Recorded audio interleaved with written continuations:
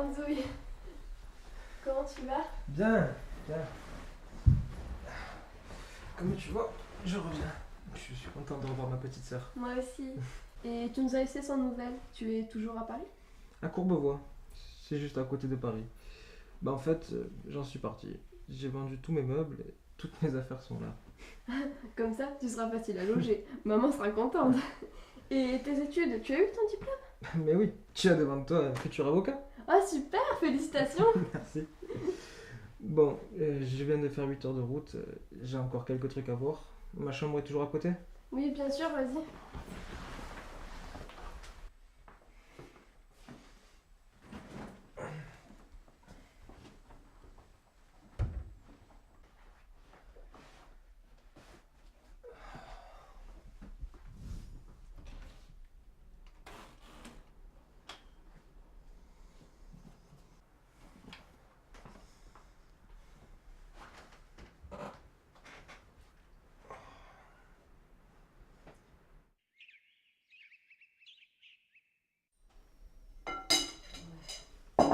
Ton père et moi sommes très heureux que tu sois revenu à la maison, Chris. Alors fiston, qu'est-ce que tu comptes faire? Tu as commencé à chercher du travail? Papa, je viens d'arriver. J'ai encore le temps. Puis j'ai envie de profiter d'abord. Profiter, mais profiter de quoi? Attends, papa. De la vie, de ce que j'ai envie, ce que je vais devenir. Tu viens d'obtenir un diplôme de droit pour exercer dans le droit. Et c'est ça que tu vas devenir. Je sais pas, je verrai. Je verrai, mais c'est un monde. Ta mère et moi, on t'a payé des études. Tu y as passé du temps. Justement, peut-être qu'il a envie d'en prendre du temps maintenant. Franck, laisse-le se reposer, il a peut-être besoin de souffler un peu. Et si on cessait de se disputer pour commencer à déjeuner en famille?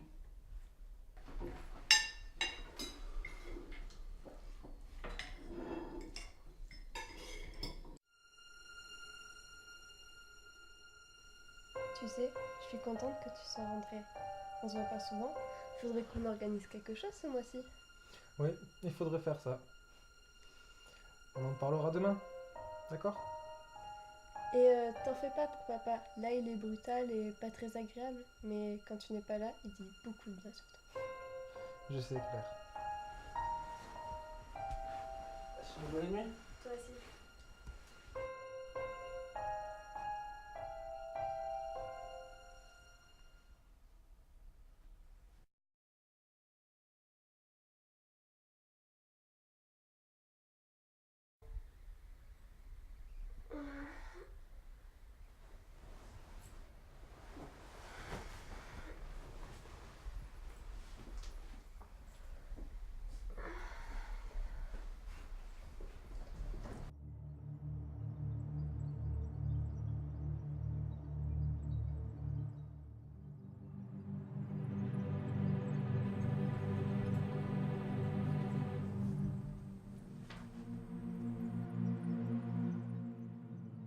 Claire, je suis désolé de partir encore une fois à la sauvette.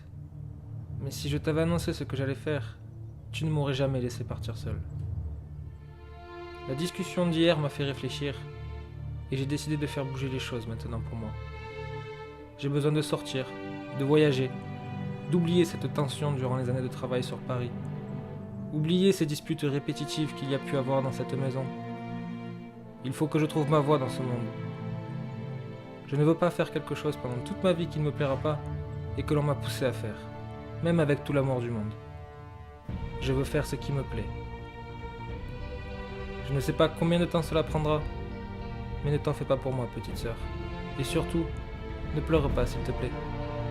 Ça me ferait de la peine de te voir triste. À mon retour, tout sera différent. Et je compte bien passer du temps ensuite avec toi. Ce temps qui est passé si rapidement quand on était enfant, je compte bien le rattraper. Je t'embrasse, sœurette. Sache que je t'aime, ainsi que maman et papa.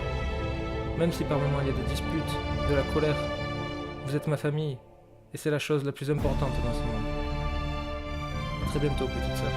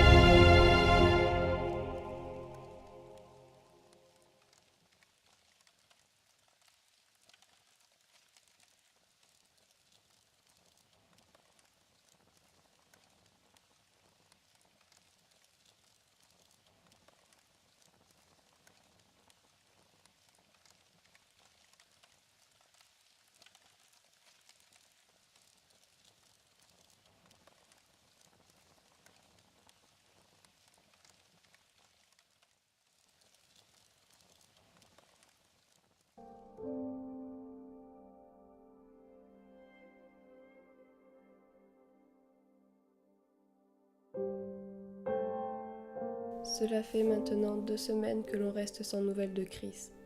Les parents sont très inquiets. Ils pensent qu'il lui est arrivé quelque chose, mais moi, je ne le crois pas. Chris a toujours eu un côté aventurier et débrouillard. Il était également très protecteur envers moi. Quand on était petit, lors des disputes incessantes des parents, il me couvrait les oreilles, puis m'amenait à la Durance pour nous changer les idées. J'espère vraiment qu'il arrivera à trouver sa voie là où il va. Chris a toujours suivi le chemin qu'avait tracé papa pour lui. Avoir un bon métier et gagner beaucoup d'argent. Maintenant, il a pris de la maturité. Il se rend compte qu'on n'a qu'une vie, qu'elle passe super vite et quand on veut quelque chose, il faut le saisir et être prêt à se battre pour y arriver. Il y aura toujours des gens qui se mettront sur notre route et d'autres qui nous soutiendront.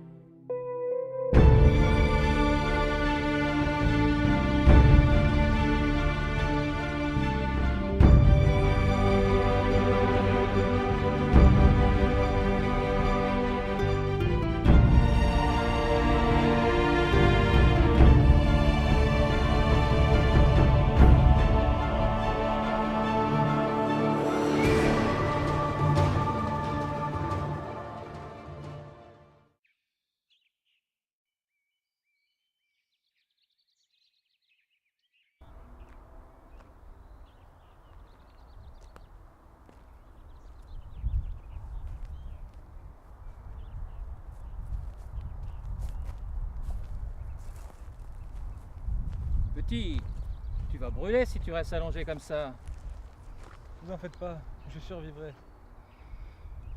Ça fait pas longtemps que tu es dans le coin. Je t'ai jamais vu ici. Ça fait quelques jours. C'est quoi ton nom, fiston? Chris, et vous? Alain. Tu sais, tu peux me tutoyer. T'as à boire au moins? Tu tiendras pas longtemps avec cette chaleur. Si je te laisse comme ça, je me ferai des reproches ensuite. Allez, viens, je t'offre à boire à la maison. Pourquoi pas?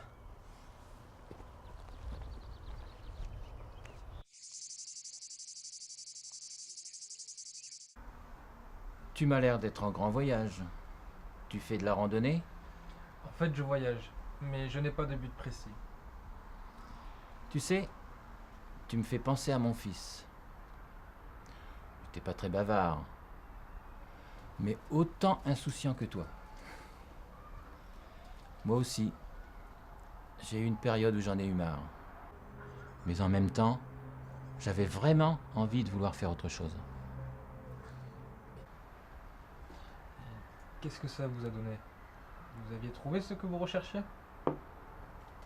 D'abord, il était essentiel que je quitte, que je parte, que je change l'eau du bocal. Tu sais, quand on part, il faut s'assurer que les gens que tu quittes ne se fassent pas de soucis, qu'ils soient réconfortés. Mais est-ce que ça y fait beaucoup? Ce que tu fais te rattrape toujours un jour. Et comme cela, tu pars l'esprit, la conscience légère en te disant que tu as fait ce qu'il fallait. Et ça, c'est important. Il y a une vérité. N'oublie pas cette vérité. On récolte toujours ce que l'on sème. Et toi alors, qu'est-ce que tu as semé dans ton jardin? Oh, quelques rangées de tomates. Et viens, je vais te montrer quelque chose.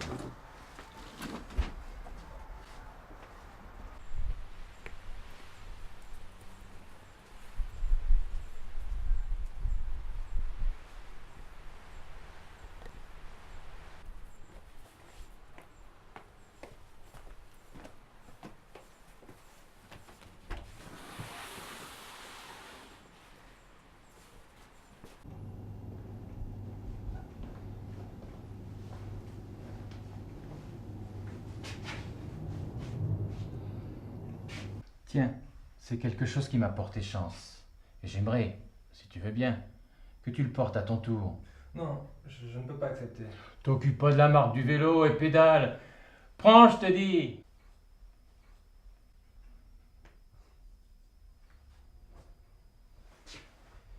Tu sais, les gens que l'on quitte, c'est bien de leur donner signe de vie.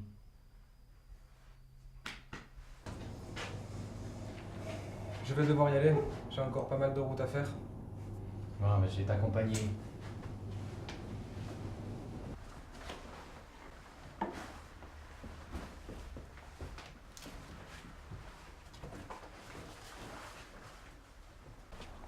Tu vas vers où?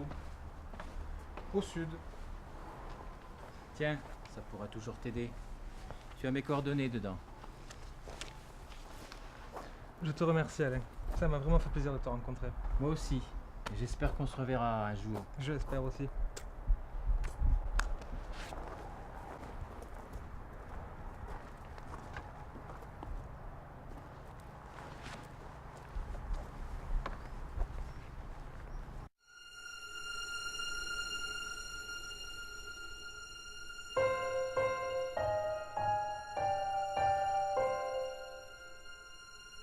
Et voilà, j'ai terminé mon chemin de terre.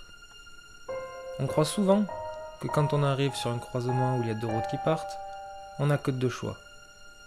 En fait, il y en a trois. On peut toujours revenir en arrière. Mais pas comme avant, avec un nouveau regard, un nouvel esprit, une nouvelle vie. On planifie sa vie, et un jour, il vient un goût d'inachevé qui demeure.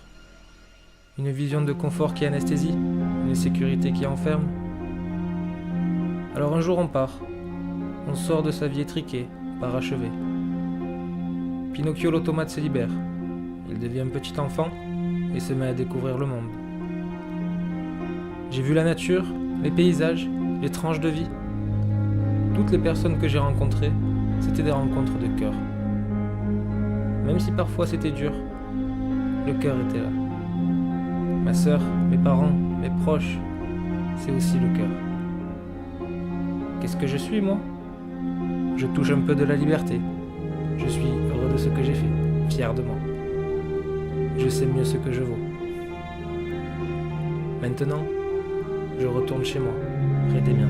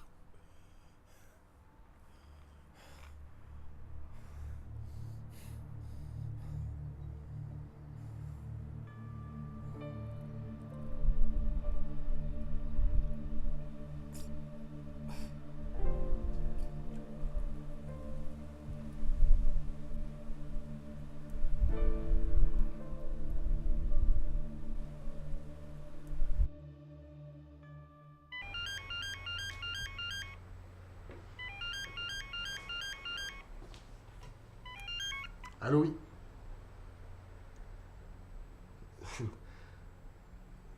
Non. Vous êtes... Vous êtes sûr?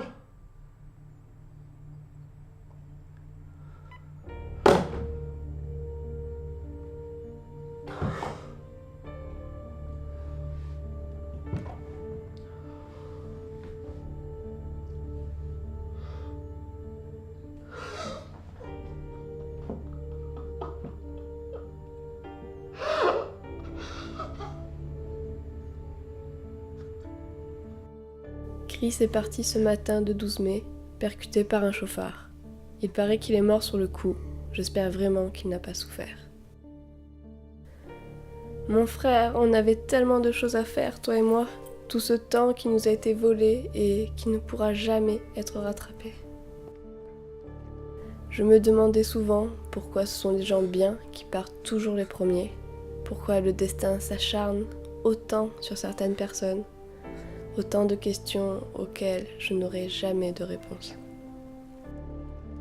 Il suffit d'un événement, une seconde de trop, pour détruire des dizaines de vies et briser des cœurs. La vie est trop courte pour vivre comme un mouton, prisonnier de nos habitudes et de cette société injuste. Ne pas se trouver et vivre vraiment qui on est. Là, oui, c'est un vrai gâchis, et peu importe que l'on meure après. Et c'est ça qui me console et me fait aussi tellement mal. Chris l'avait réalisé, mais il n'est plus là pour le vivre et nous le comptait.